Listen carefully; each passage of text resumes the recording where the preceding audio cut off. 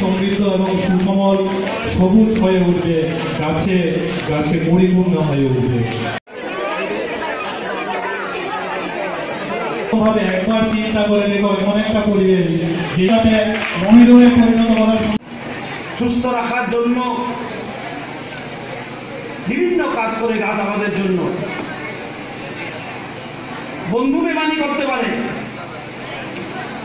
কিন্তু গাছ বেমানি করে না।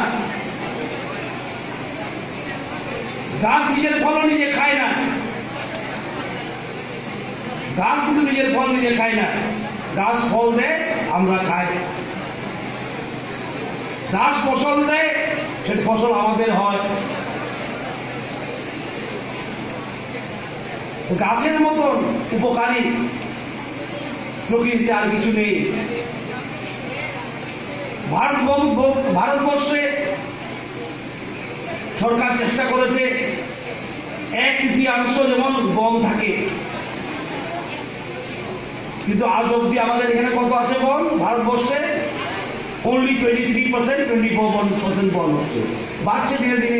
শরীরামে এত গাছপালা আছে, আর গাছ লাগিয়ে কি হবে? গাছি গাছ, রাবার গাছ, ফল গাছ, সবজি গাছ, কিন্তু আমাদের চিন্তা করতে হবে। এখন তো গাছ কাটা হচ্ছে উন্নতির জন্য রাস্তা, কারণ বন হলো জ্ঞানের সম্পদ। প্রকৃতির যত জ্ঞান সে বনে পাওয়া যায়। জ্ঞান করার জন্য ওরা বনে যেত, শহরে যেত না। শহরে জ্ঞান নেই, জ্ঞান আছে। শহরে কলেজ আছে, স্কুল আছে, কিন্তু আধ্যাত্মিক জ্ঞানের জন্য ওরা যেত জঙ্গলে, যেত বনে যেত। সুতরাং আমাদের সংস্কৃতিতে, ভারতীয় সংস্কৃতিতে বনের একটা বিশেষ মর্যাদা আছে।